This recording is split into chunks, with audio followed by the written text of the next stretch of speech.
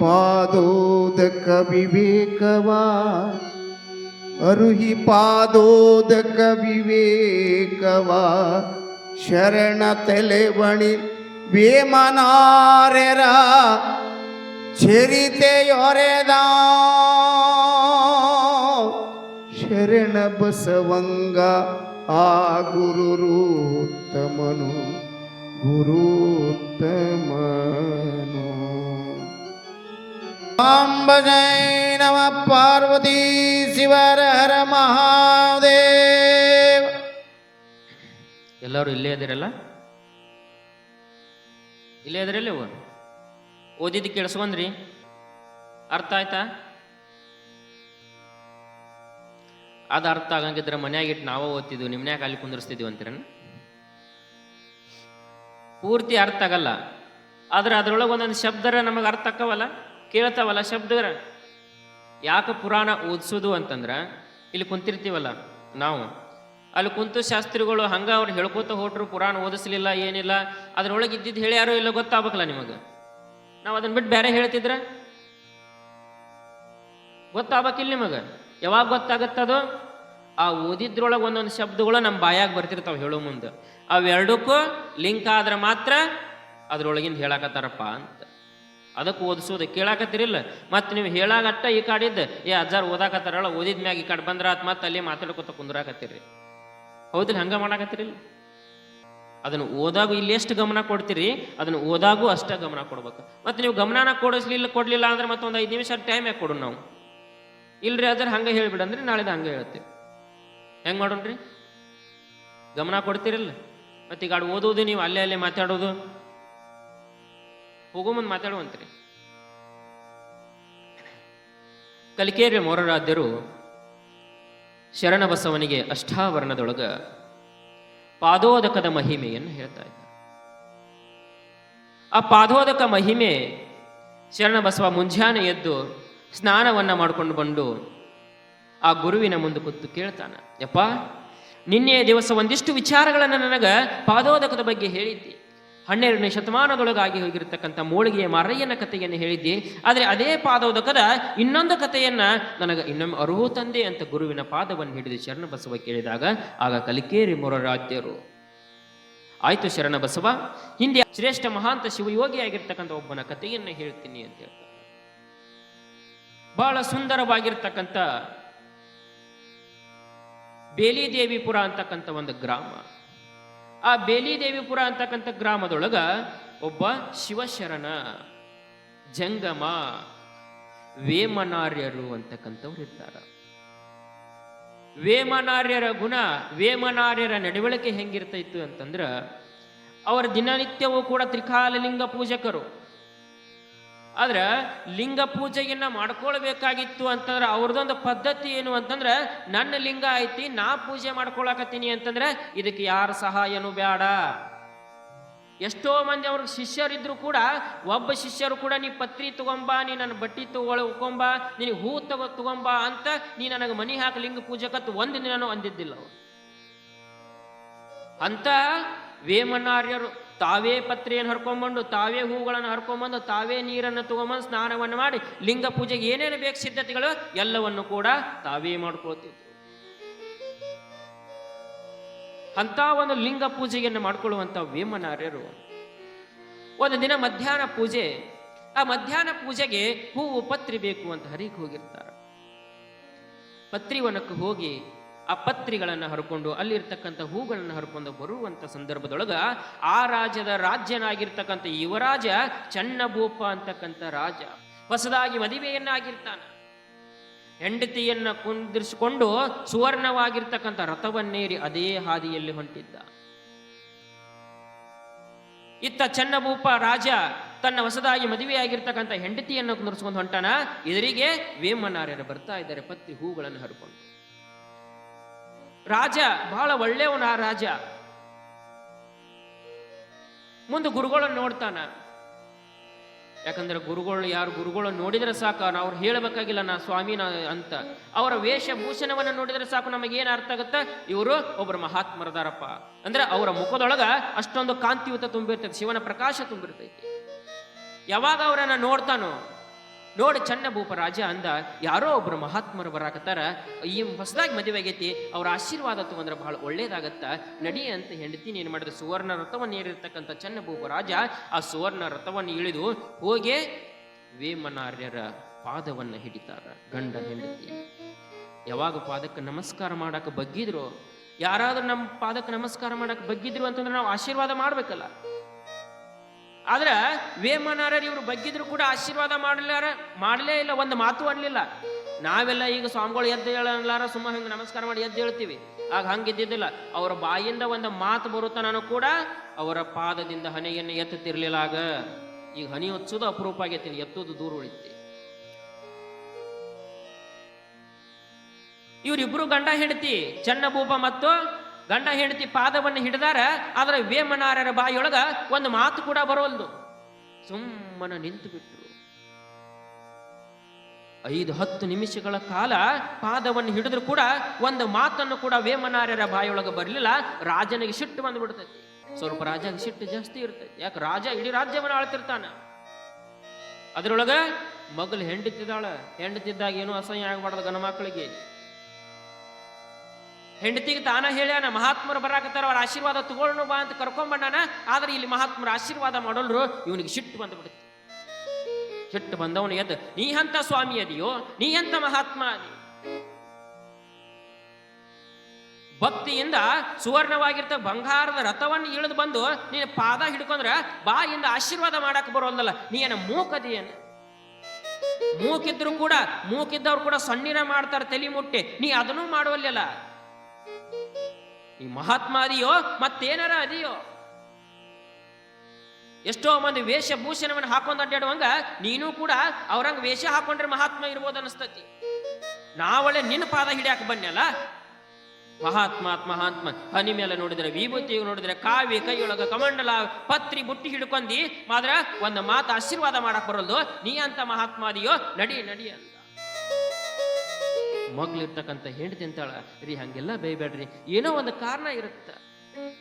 ಮಹಾತ್ಮರ ಮೌನ ಆಧಾರ ಅಂತಂದ್ರೆ ಅದಕ್ಕೊಂದು ಹಿಂದೆ ಕಾರಣ ಇರುತ್ತ. ಏನಂತ ಕೇಳೋಣ? ಅದನ್ನೇನು ಕೇಳ್ತಿ? ಅವ ಸ್ವಾಮಿನೂ ಅಲ್ಲ, ಅವ ಜಂಗಮನೂ ಅಲ್ಲ, ಮಹಾತ್ಮನೂ ಅಲ್ಲ, ಅವ ಬಾ ಅಂದ.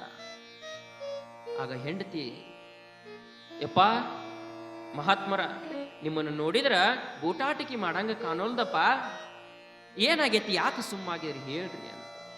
ಆಗ ವೇಮನಾರ್ಯರ ಬಾಯಿ ತೆಗಿತಾರ, ಯವ್ವಾ ಮಗಳ, ಏನಂತ ಆಶೀರ್ವಾದ ಮಾಡ್ಲಿವ ನಿನಗ? ಏನಂತ ಆಶೀರ್ವಾದ ಮಾಡ್ಲಿ?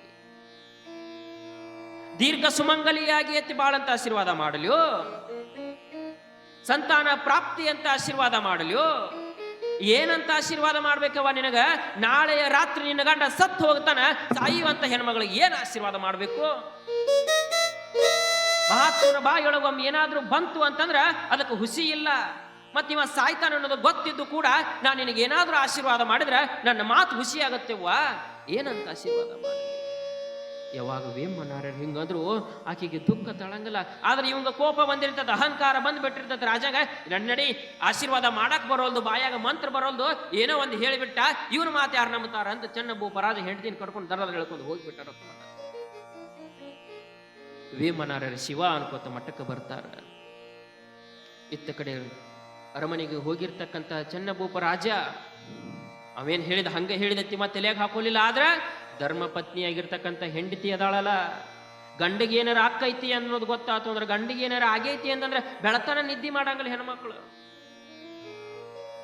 ಈಕೆಗೆ ಬೆಳತನ ಎಲ್ಲ ಅದ ಚಿಂತಿ, ಅರಮನೆಗೆ ಹೋದ್ರು ಅದ ಚಿಂತಿ, ಊಟ ಮಾಡಕತ್ರು ಅದ ಚಿಂತಿ. ಅಂತ ಮಹಾತ್ಮರು ಹೇಳ್ಯಾರ, ನನ್ನ ಗಂಡಿಗೆ ಏನಾಗುತ್ತೋ ಏನು, ನಾನು ಒಂದಿಷ್ಟು ನಿಂದಿರ್ಲಿಲ್ಲ, ಅವ್ರನ್ನ ಏನಾಗುತ್ತೆ ಅದಕ್ಕೆ ಪರಿಹಾರನೂ ಕೇಳಿಲ್ಲ ಅಂತ ಗಂಡನ ಕಾಯಕತ್ಲು.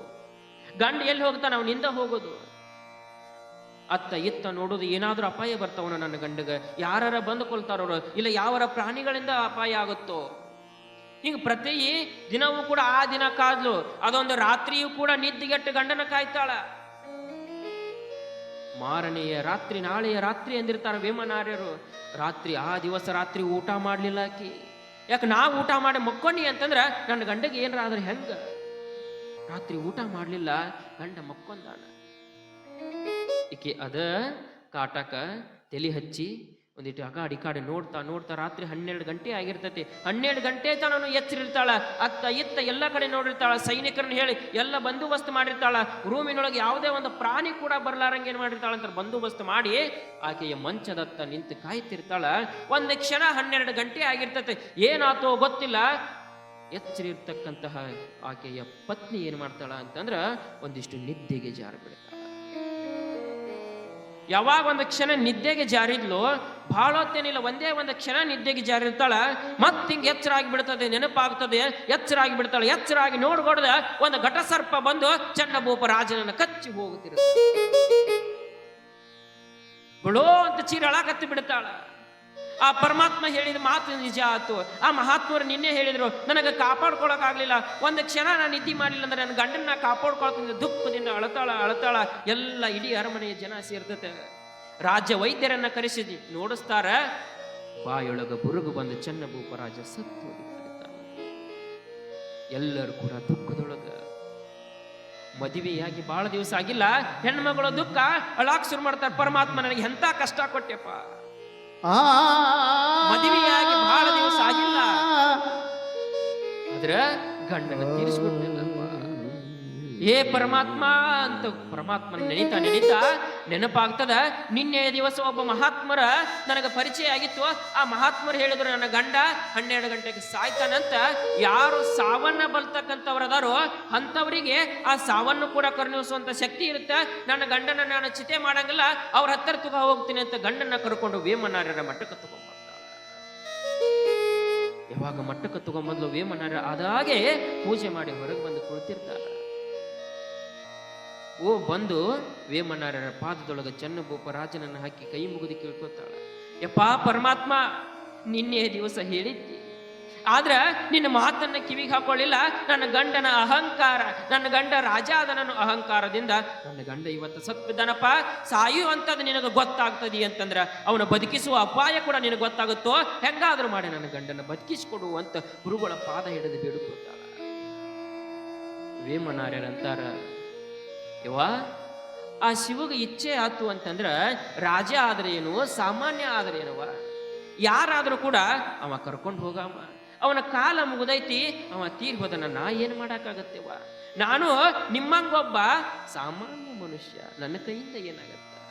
ಇಲ್ಲಪ್ಪ ನಿನಗೆ ಸಾವು ಗೊತ್ತಾಗೈತಿ ಅಂತಂದ್ರ ಬದುಕ್ಸೋದು ಗೊತ್ತಾಗತ್ತ, ನೀ ಏನ್ ಮಾಡ್ತೀಯೋ ಗೊತ್ತಿಲ್ಲ, ನನ್ನ ಗಂಡ ನನ್ನ ಬದುಕಿಸಲೇಬೇಕು ಅಂತ ಗಟ್ಟಿಯಾಗಿ ಪಾದವನ್ನು ಹಿಡಿದುಕೊಳ್ಳೋ ಅಂತ ಹೇಳಕತ್ತ.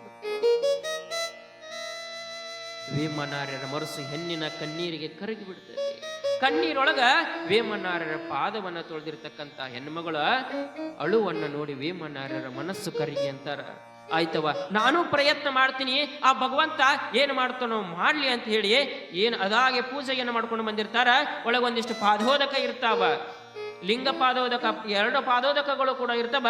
ಶಿಷ್ಯರಿಗೆ ಹೇಳ್ತಾರ, ನೋಡ್ರಪ್ಪ ಆ ಪಾದೋದಕವನ್ನ ತಗೊಂಬರ್ರಿ. ಪಾದೋದಕ ತಗೊಂಬಂದ್ರು, ಭಸ್ಮವನ್ನ ತಗೊಂಬರ್ರಿ, ಭಸ್ಮ ತಗೊಂಬಂದ್ರು, ರುದ್ರಾಕ್ಷಿಯನ್ನು ತಗೊಂಬಂದ್ರು. ಭಸ್ಮ, ವಿಭೂತಿ, ರುದ್ರಾಕ್ಷಿಗಳನ್ನ ಎಲ್ಲವನ್ನು ಪಾದೋದಕವನ್ನು ತಂದು ಏನು ಮಲಗಿರ್ತಾನ ವಿಷ ಏನಿರ್ತದ ಅವನ ಕೊರಳೊಳಗೆ ಒಂದು ರುದ್ರಾಕ್ಷಿಯನ್ನು ಹಾಕ್ತಾರ. ಹನಿ ಮೇಲೆ 3 ಬಟ್ಟು ವಿಭೂತಿಯನ್ನು ಹಚ್ಚಿ ಏನು ಪಾದೋದಕ ಇರ್ತಾವೋ ಆ ಪಾದೋದಕವನ್ನು ಯಾವ ಬಾಯಿಯೊಳಗ ಬುರುಗ್ ಬಂದಿತ್ತೋ ಆ ಬುರುಗ್ ಬಂದಿರ್ತಕ್ಕಂಥ ಬಾಯಿಯೊಳಗ ಪಾದೋದಕವನ್ನು ಹಾಕಿ ತಲೆ ಮೇಲೆ ಕೈ ಇಟ್ಟು, ಪರಮಾತ್ಮ ಹೆಣ್ಣಿನ ನೋವನ್ನು ನೋಡಕ್ಕಾಗೋಲ್ದಪ್ಪ, ಇವನನ್ನ ಬದುಕಿಸುವತ್ತು ಓಂ ನಮಃ ಶಿವಾಯ ಅಂತಂದ್ರ ಪಾದೋದಕ ಯಾವಾಗ ಅವನ ಬಾಯಿಯೊಳಗೆ ಹೋತೋ ಆಗ ವಿಷವೆಲ್ಲ ಇಳಿದು ಚನ್ನಭೂಪರಾಜ ಎದ್ದು ಕುಂದಿರುತ್ತಾನ. ಇದು ಪಾದೋದಕಕ್ಕಿರ್ತಕ್ಕಂತಹ ಶಕ್ತಿ. ಮೈಯೊಳಗಿರ್ತಕ್ಕಂಥ ವಿಷವನ್ನು ಕೂಡ ಅಳಿತಕ್ಕಂಥ ಶಕ್ತಿ ಯಾವ್ದಾದ್ರೂ ಐತಿ ಅಂದ್ರ ಅದು ಒಬ್ಬ ಜಂಗಮನ ಪಾದೋದಕ. ಯಾವ ಚನ್ನಭೂಪ ಅಹಂಕಾರದಿಂದ ಹೋಗಿದ್ನೋ ಅವ ಎದ್ದ ಮೇಲೆ ಗುರುಗಳ ಪಾದ ಹಿಡಿದಪ್ಪ, ನಿನ್ನೆ ದಿವಸ ನಿಮ್ಮ ಮಾತು ನನಗೆ ಅರಿಲಿಲ್ಲ, ಏನಾದ್ರೂ ನಾನು ನಿನ್ನೆ ದಿವಸ ನಿಮ್ಮನ್ನ ಅರಿತು ಒಂದಿಷ್ಟು ನಿಮ್ಮಲ್ಲಿ ಬೇಡ್ಕೊಂಡಿದ್ನಿ ಅಂದ್ರೆ ಈ ಪರಿಸ್ಥಿತಿ ಬರ್ತಿರ್ಲಿಲ್ಲಪ್ಪ. ಇನ್ನು ಮುಂದೆ ನಾ ಯಾವತ್ತೂ ಕೂಡ ಯಾವ ಮಹಾತ್ಮರಿಗೂ ಕೂಡ ಇಂಥ ಮಾತುಗಳನ್ನು ಆಡಂಗಲ್ಲ ಅಂತ ಅವರ ಪಾದಗಳನ್ನು ಗಟ್ಟಿಯಾಗಿ ಹಿಡ್ಕೊಂಡು ಬೇಡ್ಕೊಂಡು ಅವತ್ತಿನಿಂದ ಅವರಿಬ್ಬರು ಕೂಡ ಅವರನ್ನ ರಾಜ್ಯ ಗುರುಗಳಾಗಿ ಮಾಡ್ಕೊಳ್ತಾರ. ನೋಡು ಶರಣಬಸವ, ಹಿಂಗ ಪಾದೋದಕದೊಳಗ ಇಂತಹ ಮಹತ್ವವಾಗಿರ್ತಕ್ಕಂಥದ್ದೈತಿ. ಅದಕ್ಕೆ ನೀನು ಕೂಡ ಪ್ರತಿನಿತ್ಯವೂ ಕೂಡ ಜಂಗಮರ ಪಾದೋದಕ ತಗೋಬೇಕಪ್ಪ ಶರಣಬಸವ ಅಂತ ಕಲಿಕೇರಿ ಮೌರಾದ್ರೆ ಯಾರಿಗೆ ಹೇಳಿದ್ರಿ? ಶರಣಬಸವನಿಗೆ ಉಪದೇಶವನ್ನ ಮಾಡ್ತಾರ. ಹೀಗೆ ಶರಣಬಸವನಿಗೆ ಪಾದೋದಕದ ಉಪದೇಶವನ್ನ ಮಾಡಿರ್ತಕ್ಕಂತಹ ಕಲಿಕೇರಿಯ ಮೊರರಾದ್ಯರು ಮುಂದೆ ಪಾದೋದಕ ಆದ್ಮೇಲೆ ಯಾವ್ದು ಬರುತ್ತ್ರಿ?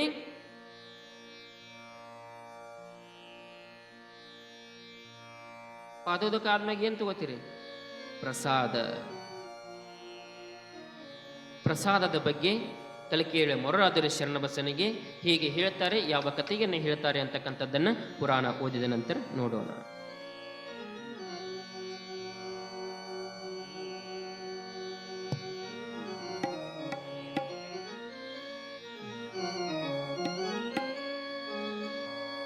ಆ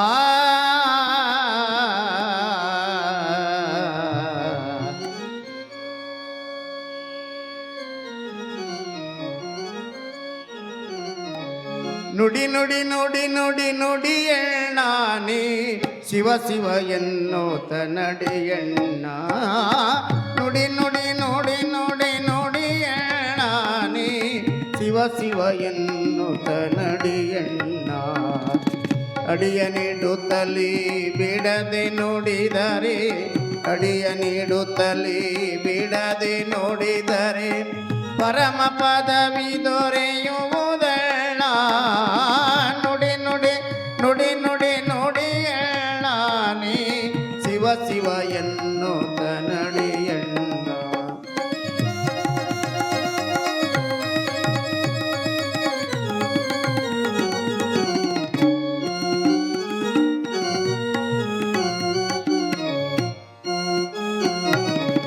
ಪಾವನವಾಗದು ಬೇರಣ್ಣ ಇದನ ಪರಮ ಗುರುವಿನಿಂದ ತಿಳಿಯಣ್ಣ. ಪಾವನವಾಗುವುದು ಬೇರಣ್ಣ ಇದನ ಪರಮ ಗುರುವಿನಿಂದ ತಿಳಿಯಣ್ಣ. ಗುರು ಪಾದೋದಕದ ಮಹಿಮೆಯ ತಿಳಿದರೆ, ಗುರು ಪಾದೋದಕದ ಮಹಿಮೆಯ ತಿಳಿದರೆ ಪಾವನನೋ ನೀ ನೋಡಣ್ಣ. ಪಾವನನೋ ನೀ ನೋಡಣ್ಣ. ನುಡಿ ನುಡಿ ನುಡಿ ನುಡಿ ನುಡಿ ಹೇಳಾನಿ ಶಿವ ಶಿವ ಎನ್ನುತ್ತ ನಡಿಯಣ್ಣ.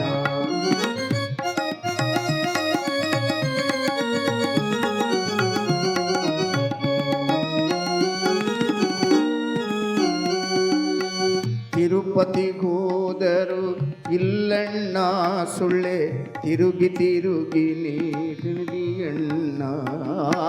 ತಿರುಪತಿಗೋದರು ಇಲ್ಲಣ್ಣ ಸುಳ್ಳೆ ತಿರುಗಿ ತಿರುಗಿ ನೀಡಿಯಣ್ಣ. ಗುರು ತೀರ್ಥಪಾದೋದಕದ ಮಹಿಮೆಯ ತಿಳಿದರೆ, ಗುರು ತೀರ್ಥಪಾದೋದಕದ ಮಹಿಮೆಯ ತಿಳಿದರೆ ತೀರ್ಥಯಾತ್ರೆಯ ಫಲ ದೊರೆಯುವುದಣ್ಣ. ತೀರ್ಥಯಾತ್ರೆಯ ಫಲ ದೊರೆಯುವುದಣ್ಣ. ನುಡಿ ನುಡಿ ನುಡಿ ನುಡಿ ನುಡಿಯಣ್ಣ ನೀ ಶಿವ ಶಿವ ಎನ್ನುತ್ತ ನಡೆಯಣ್ಣ.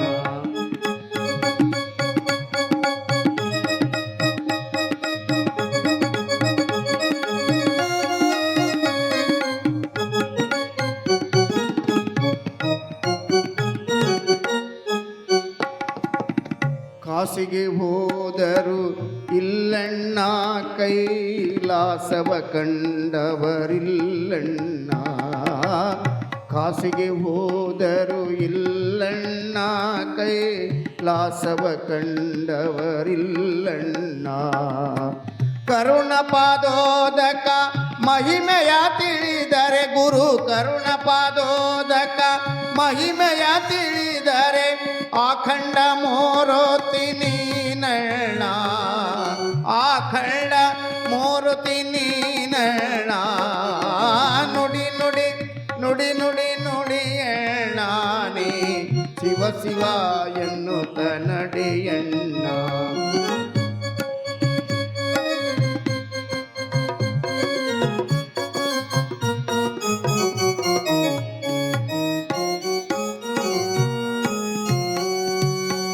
ಖಂಡಿತ ಮಾಳ್ಪದು ಬೀರಣ್ಣ ಇದನ ಕಂಡವರ್ಯಾರಿಲ್ಲ ತಿಳಿಯಣ್ಣ. ಖಂಡಿತ ಮಾಳ್ಪದು ಬೀರಣ್ಣ ಇದನ ಕಂಡವರ್ಯಾರಿಲ್ಲ ತಿಳಿಯಣ್ಣ. ಖಂಡಿತ ಪಾದೋದಕದ ಮಹಿಮೆಯ ತಿಳಿದರೆ, ಖಂಡಿತ ಪಾದೋದಕದ ಮಹಿಮೆಯ ತಿಳಿದರೆ ನೋಡಿದರೆ ಆಖಂಡ ಮೂರುತಿ ನೀನವುದಣ್ಣ, ಆಖಂಡ ಮೂರುತಿ ನೀನವುದಣ್ಣ. ನುಡಿ ನುಡಿ ನುಡಿ ನುಡಿ ನುಡಿಯಣ್ಣ ನೀ ಶಿವ ಶಿವ ಎನ್ನುತ್ತ ನಡಿಯಣ್ಣ.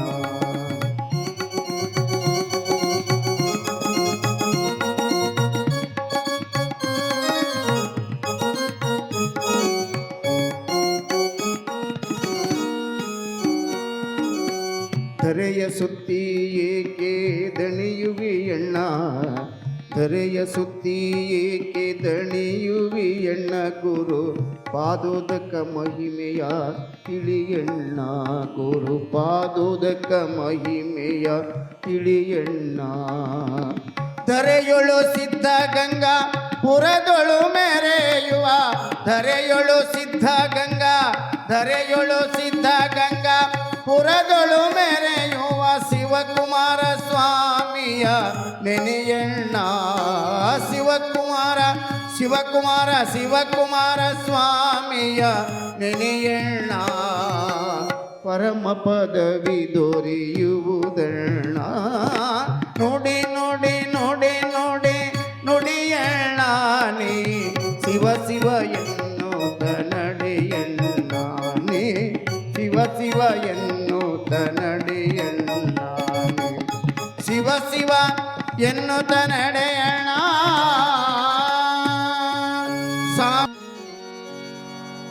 ವಿನುತ ಗುರುಭವ ಪ್ರಸಾದದ ಘನತೆಯಂಬಿತ್ತರಿಷಿ ಶರಣಂಗೆ ವಿನದದಿಂ ಶ್ರೀ ಚನ್ನಬಸವನ ಜನ್ಮ ಕಥೆಯ ನೊರೆದೋ, ಜನ್ಮ ಕಥೆಯ ನೊರೆದೋ.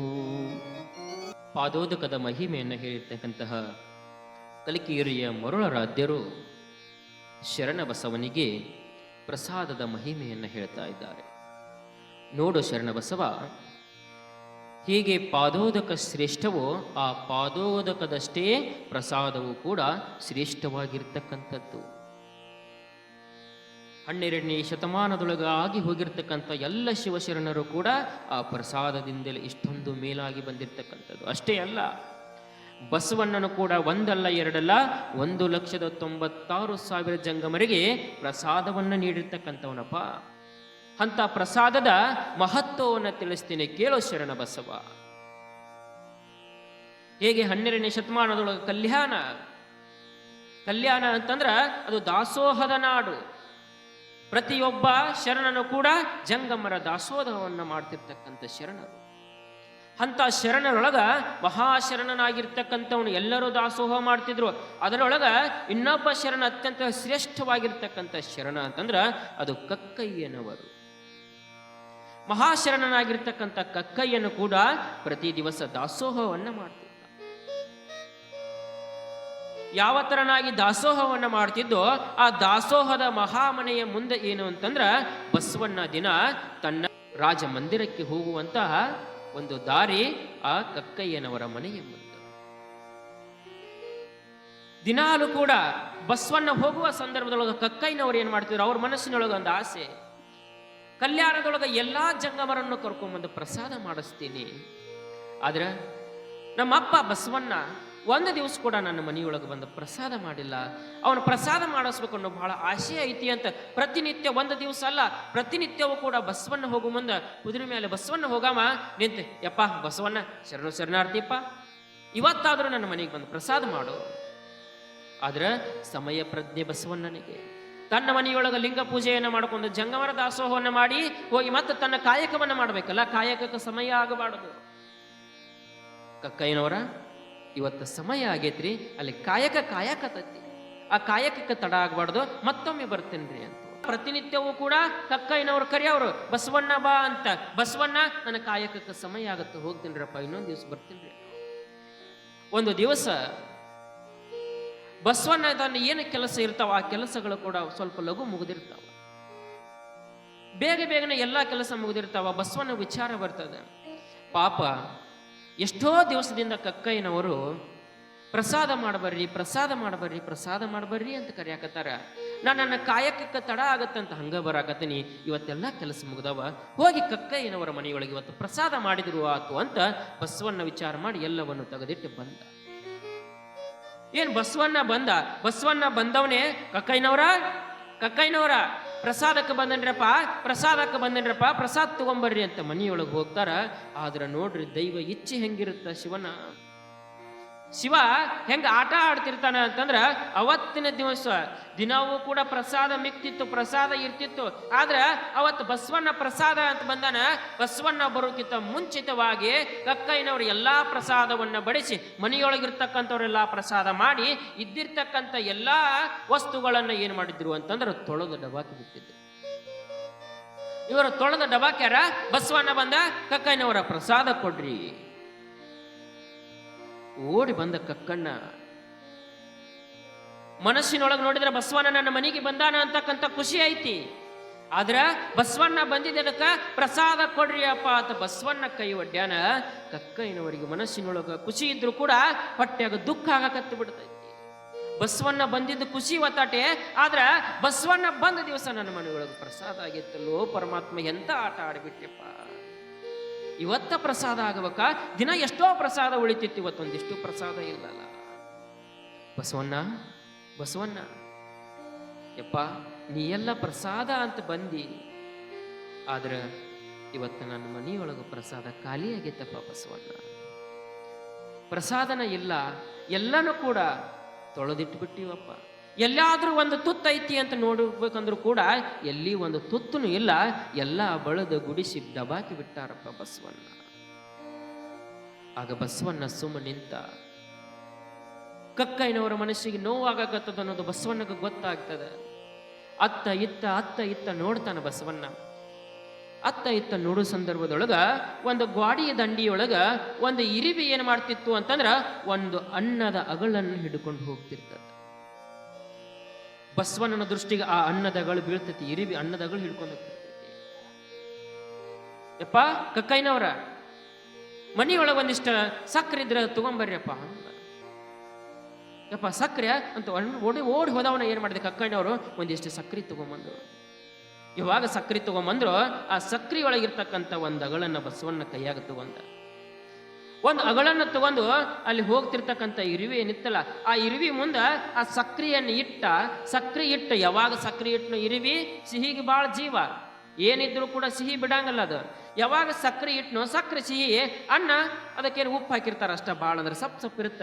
ಆ ಅಕ್ಕಿ ಕಾಳನ್ನ ಅನ್ನದ ಕಾಳನ್ನ ಬಿಡ್ತೈತಿ, ಆ ಸಕ್ರೆ ಕಾಳನ್ನ ಹಿಡಿತಿ. ಆಗ ಬಸವಣ್ಣ ಅದೊಂದು ಅನ್ನದ ಅಗಳನ್ನ ತಗೊಂಡ. ಬಸವಣ್ಣಗ ನಾವು ದಯಾಗುಣಿ ಅಂತ ಕರಿತೀವಿ.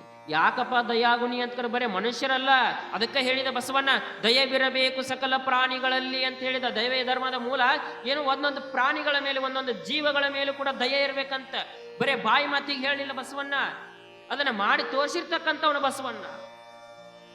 ಯಾಕೆ ಒಂದು ಇರಿಬಿ ಹೊಂಟತೆ, ಆ ಇರಿಬಿ ಅಂತ ಕಸ್ಕೊಳ್ಳೋದೇನು ಭಾಳ ದೊಡ್ಡಾಗದನ, ಬರೇ ಮುಟ್ಟಿದ್ರೆ ಸಾಕು ಬಿಟ್ಟು ಓಡಿ ಹೋಗ್ತಿತ್ತು ಇರಿಬಿ. ಆದ್ರೆ ಬಸವಣ್ಣ ಹಂಗ ಮಾಡ್ಲಿಲ್ಲ, ಸಕ್ರಿ ತರಿಸಿ ಅದಕ್ಕೊಂದು ಅಗಳಿಟ್ಟ. ಯಾಕ ನಾ ಅದ್ರ ಆಹಾರ ತಗೋತೀನಿ ಅಂತಂದ್ರ ಅದಕ್ಕೊಂದು ಆಹಾರ ಕೊಡ್ಬೇಕಲ್ಲ ನಾನು ಅನ್ನುವಂಥ ಭಾವ ಬಸವಣ್ಣ. ಅದಕ್ಕೆ ದಯ ಇರಬೇಕು ಸಕಲ ಪ್ರಾಣಿಗಳಲ್ಲಿ. ನಾವ್ಯಾರು ಮಾಡ್ತೀವ್ರಿ, ಅವ ಉಣ್ಣಾಕತ್ತಾನ ಅವಂತಲ್ಲಿ ಏನೂ ಇಲ್ಲ ಅಂದ್ರೂ ಕೂಡ ಅವನ್ ಯಾವಾಗ ಕಸ್ಕೊಂದಿನಿ, ನಾ ಯಾವಾಗ ಕೂಡಿ ಹಾಕಿನ ಅನ್ನೋದ್ರದೊಳಗ ನಾವದೀವಿ. ಯಾರಿಗೂ ಒಂದು ತುತ್ತು ಅನ್ನ ಹಾಕಂಗಲ್ಲ, ಬರೀ ನಮ್ಮದು ತುಂಬಿಸೋದ್ರೊಳಗ ನಾವದೀವಿ. ಆದ್ರ ಒಂದು ಜೀವಿಯು ಕೂಡ ಉಪವಾಸ ಇರಬಾರ್ದಂತಕ್ಕಂಥ ಭಾವ ಬಸವಣ್ಣ. ಅದಕ್ಕೆ ಇಷ್ಟು ದೊಡ್ಡವಾದ ಬಸವಣ್ಣ ಆ ಜೀವಿಗೆ ಒಂದು ಸಕ್ರೆ ಇಟ್ಟು ಆ ಅನ್ನದ ಅಗಳನ್ನ ತಗೊಂಡ. ಆ ಅನ್ನದ ತಗೊಂಡು ಒಂದು ಅರ್ಬಿಯೊಳಗೆ ಕಟ್ಕೊಂತಾನ. ಯಪ್ಪ ಕಕ್ಕಯ್ಯನವರ ಸಾಕ್ರಪ್ಪ, ಇಷ್ಟು ಪ್ರಸಾದ ಸಿಕ್ಕತ್ತಲ್ಲ, ಒಂದು ಅಗಳಾದ್ರೂ ಕೂಡ ಪ್ರಸಾದನ ರೀ, ಒಂದು ಅಗಳ ಐತಲ್ಲ, ಇಷ್ಟ ಸಾಕ್ರಿ ನನಗೆ ಪ್ರಸಾದ ಅಂತ ಏನ್ ಮಾಡಿದ. ಇದನ್ನ ಮನೆಗೆ ಹೋಗಿ ಒಂದಿಷ್ಟು ಲಿಂಗ ಪೂಜೆ ಆದ್ಮ್ಯಾಗ ಸ್ವೀಕಾರ ಮಾಡ್ತೀನಿ. ಆಯ್ತಪ್ಪ ಬಸವಣ್ಣ, ನಿನ್ನ ಇಚ್ಛೆ ಹೆಂಗೈತಿ ಹಂಗ ಆಗಲಿ. ಅದನ್ನೊಂದು ಅರಿವಿಯೊಳಗೆ ಕಟ್ಕೊಂಡ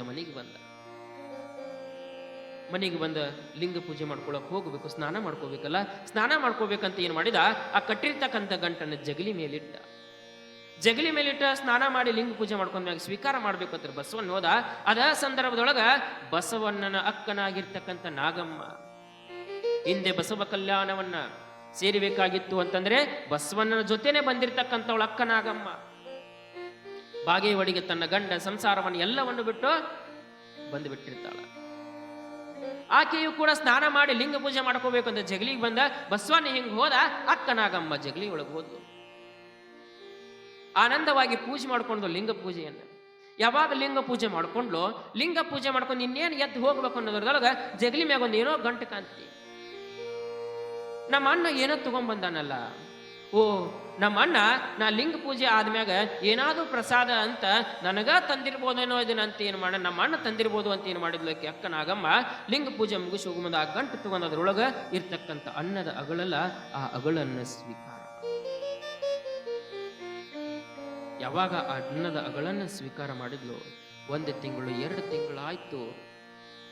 2 ತಿಂಗಳ ಆದ ಮೇಲೆ 3ನೇ ತಿಂಗಳು ಅಕ್ಕ ನಾಗಮ್ಮನಿಗೆ ಗರ್ಭ ನಿಲ್ತು. ಕಲ್ಯಾಣದಲ್ಲೆಲ್ಲ ವಿಚಿತ್ರವಾಗಿರ್ತಕ್ಕಂಥ ಶುದ್ಧಿ. ರಾಜನಿಗೆ ಹೋಗಿ ಹೇಳ್ತಾರ, ಬಿಜ್ಜಳನಿಗೆ ದೂರನ್ನ ಕೊಡ್ತಾರ. ಯಾಕೆ ದೂರ ಕೊಡಾಕಂತ ಒಬ್ಬರು ಇರ್ತಾರಲ್ಲ, ಯಾವಾಗಲೂ ಕೂಡ ಬಸವಣ್ಣನ ಜಗ್ಗಬೇಕ, ಬಸವಣ್ಣನ ಕಾಲು ಹಿಡಿದು ಎಳಿಬೇಕ, ಬಸವಣ್ಣ ಬೆಳಿಬಾರ್ದ, ಅವನ ಜಗ್ಗಿ ಒಗೆಯಬೇಕಂತ ಕಲ್ಯಾಣದಾಗ ಒಂದಿಷ್ಟು ಮಂದಿ ಕಾಯ್ತಿದ್ರು. ಅದರೊಳಗ ಪ್ರಮುಖವಾಗಿರ್ತಕ್ಕಂಥವನು ಯಾರ್ರೀ? ಕೊಂಡಿ ಮಂಚನ್ನ. ಹೆಸರು ಹೆಂಗಿಟ್ಟಾರ ನೋಡು, ಕೊಂಡಿ ಮಂಚನ್ನ. ಇಂಥ ಕೊಂಡಿಗಳು 12ನೇ ಶತಮಾನದೊಳಗಲ್ಲ, ಎಲ್ಲಾ ಶತಮಾನದೊಳಗೂ ಅದಾವ, ಈಗೂ ಅದಾವ ಕೊಂಡಿಗಳು. ಅವು ಎಲ್ಲಿ ಹೋದ್ರು ಬಿಡಂಗಿಲ್ಲ, ಅವು ಕೊಂಡಿ ಮಂಚನ್ ಅಂತವ್ರು ಈಗನೂ ಅದಾರ, ಆಗೂ ಇದ್ರು. ಮತ್ ದೂರ ಇರಂಗಿಲ್ಲ, ಅವ್ರು ನಮ್ಮ ಮಗ್ಳ ಇರ್ತಾರ. ಮತ್ ನೀವೇನ್ರ ಜಗಳಾಡಿಗಿದ್ದೀರಿ, ಮತ್ ಮುಂದಿರೋರು ಮಗ್ಳ ಅದಾರ ಅಂದ್ರ ಹೇಳಾಕತ್ತಂದ್ರ ನಮ್ಮ ಕಣ್ಣಿಗೆ ಕಾಂತಿರ್ತಾರ ಅಂತ. ಹಂಗ ಏನು ಕೊಂಡಿ ಮಂಚನ್ನ ಹೋಗಿ ಬಿಜ್ಜಳನಿಗೆ ಹೇಳ್ತಾನ, ಬಿಜ್ಜಳ ಮಹಾರಾಜ, ಕಲ್ಯಾಣ ಅನ್ನೋದು ಹಾಳಾಗಕತ್ತೈತಿ. ಕಲ್ಯಾಣದೊಳಗೆ ನೀವು ಶಿವಶರಣರು ಹತ್ತೇನು ಮ್ಯಾಗಿಟ್ಟಿರಲ್ಲ, ಅಂತ ಶರಣ ಎಂತೆಂತ ಕೆಲಸ ಮಾಡಾಕ್ತಾರ ಗೊತ್ತೈತೇನೋ ನಿನಗ? ಬಸವಣ್ಣ ಬಸವಣ್ಣ ಬಸವಣ್ಣ ಅಂತ ಮ್ಯಾಗ ಕುಂದಿರ್ಸ್ಬಿಟ್ಟಿ, ಅವನ ತಲೆ ಮ್ಯಾಗ ಕುಂದಿರ್ಸ್ಕೊಂಡಿ. ಆದ್ರ ಇವತ್ತು ಕಲ್ಯಾಣ ಎಲ್ಲ ಜನ ಹಾಳಾಗಕತ್ತೈತಿ, ಸಮಾಜ ಹಾಳಾಗಕತ್ತೈತಿ.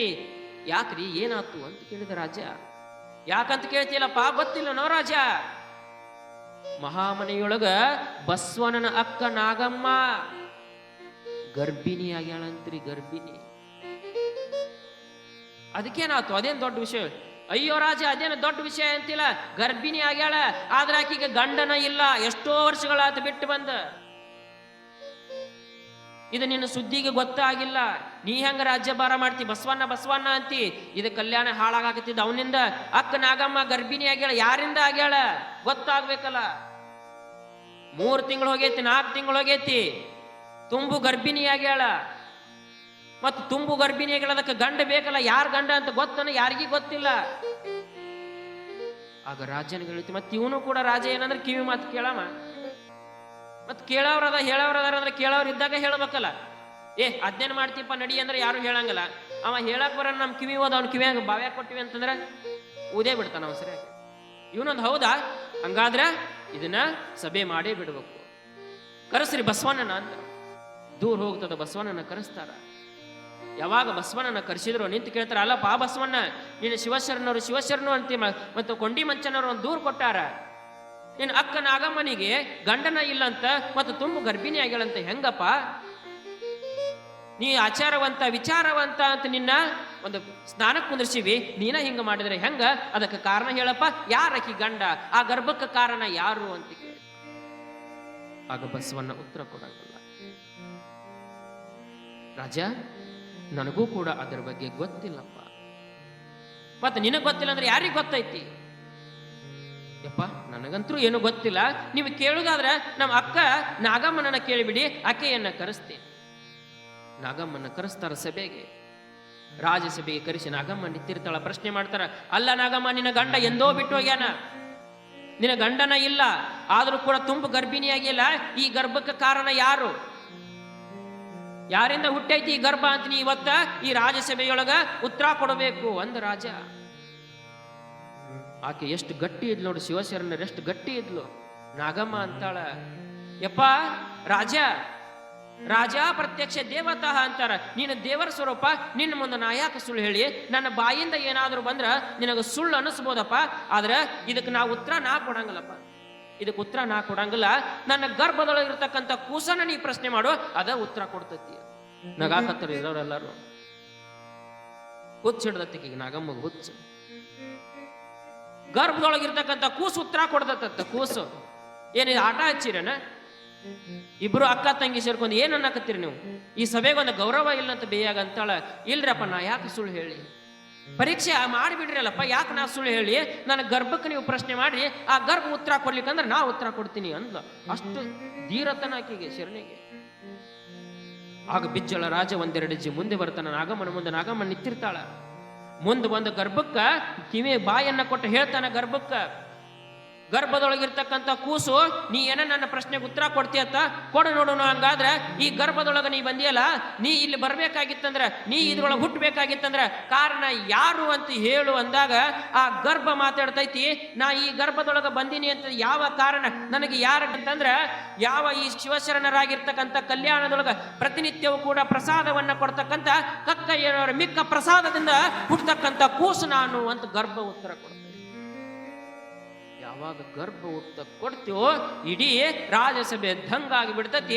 ಅವತ್ತು ಆ ಗರ್ಭದೊಳಗೆ ಹುಟ್ಟಿರ್ತಕ್ಕಂಥ ಕೂಸು ಬೇರೆ ಯಾವುದು ಅಲ್ಲ, ಅದು ಅವಿರಳ ಜ್ಞಾನಿಯಾಗಿರ್ತಕ್ಕಂಥ ಚೆನ್ನ ಬಸವಣ್ಣ ಕಕ್ಕಯ್ಯನವರ ಮಿಕ್ಕ ಪ್ರಸಾದದಿಂದ ಹುಟ್ಟಿರ್ತಕ್ಕಂಥವನ, ಕಕ್ಕಯ್ಯನವರ ಮಿಕ್ಕ ಪ್ರಸಾದದಿಂದ ಅಂತ. ಅದಕ್ಕೆ ಆ ಪ್ರಸಾದದಿಂದ ಹುಟ್ಟಿರ್ತಕ್ಕಂಥವನು ಚೆನ್ನ ಬಸವಣ್ಣ ಅಪರೂಪದ ಜ್ಞಾನಿ.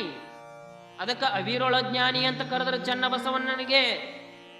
ಕಲ್ಯಾಣದೊಳಗೆ ಯಾವುದಾದ್ರೂ ಒಂದು ವಿಷಯದ ಬಗ್ಗೆ ಚರ್ಚೆ ನಡೀತು ಅಂತಂದ್ರೆ ಅನುಭವ ಮಂಟಪದೊಳಗ ಅಲ್ಲಮ್ಮ ಪ್ರಭುದೇವರ ಸ್ವತಃ ಹೇಳ್ತಿದ್ರಂತ, ಚೆನ್ನ ಬಸವಣ್ಣ ಎತ್ತು ನಿಂತು ಒಂದು ಮಾತು ನುಡ್ದ ಅಂದ್ರೆ ಸಾಕು, ಚೆನ್ನ ಬಸವಣ್ಣ ನುಡಿದಿದ್ದ ಸತ್ಯ, ಚೆನ್ನ ಬಸವಣ್ಣ ನುಡಿದಿದ್ದು ನಿತ್ಯ, ಅವ ಸತ್ಯ, ಅವ ಹೇಳ್ಯಾನಂದ್ರ ಮುಂದೆ ಮಾತ ಇಲ್ಲ.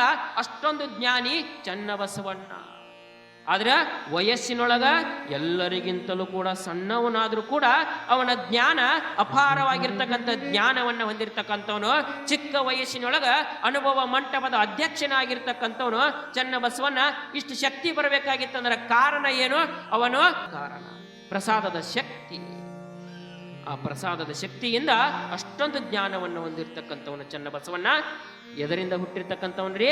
ಕಕ್ಕಯ್ಯನವರ ಮಿಕ್ಕ ಪ್ರಸಾದ. ಅದು ಕೇವಲ ಒಂದು ಅನ್ನದ ಅಗಳಿನಿಂದ. ಅದಕ್ಕೆ ಪ್ರಸಾದಕ್ಕೆ ಇಷ್ಟೊಂದು ಮಹತ್ವ ಐತೋ ಶರಣ ಬಸವ.